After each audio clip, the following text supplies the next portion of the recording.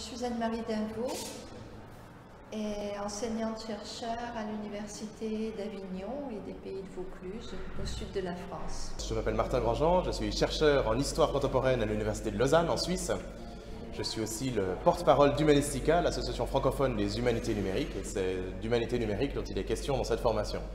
Cette formation a trois objectifs, je crois. Déjà d'entraîner les jeunes doctorants à formuler leurs problématiques de thèse devant un auditoire de jeunes chercheurs qui ne sont pas nécessairement dans leur discipline. Et c'est toujours très formateur de devoir sortir de l'entre-soi de la recherche, mais de formuler auprès de personnes. Vous êtes linguiste et vous formulez votre problématique de recherche auprès de géographes et d'historiens, etc. C'est toujours difficile de savoir s'il faut définir les humanités numériques comme une discipline, une transdiscipline, une interdiscipline, un champ, un mouvement, une communauté. Pour moi, les humanités numériques, c'est surtout le regroupement de toutes les personnes qui se questionnent sur ce que les outils numériques changent à leur pratique en sciences humaines et sociales. Le deuxième objectif, c'est de mutualiser les ressources.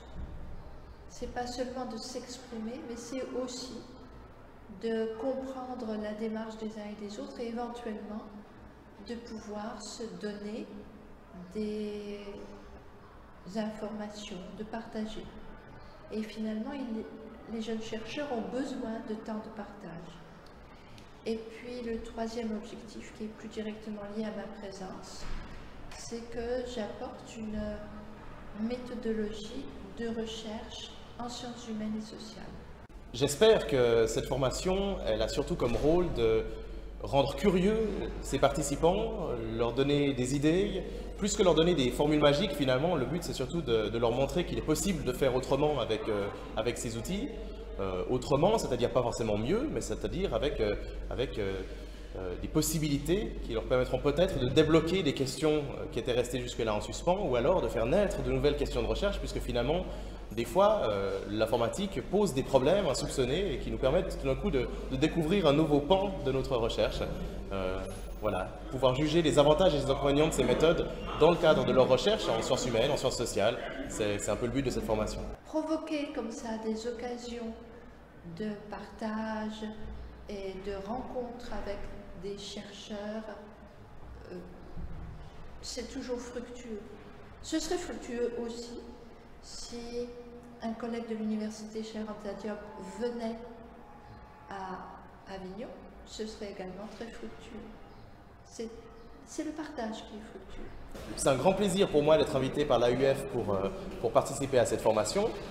Je suis très content que ce genre de formation ait lieu ailleurs que dans des universités dans lesquelles il semble que c'est tout à fait normal d'utiliser ces outils pour faire de la recherche en sciences humaines et sociales. Ici à Dakar, les doctorants que j'ai rencontrés sont des personnes qui manifestement ont une envie de découvrir ces technologies et d'en faire profiter leur propre recherche personnelle.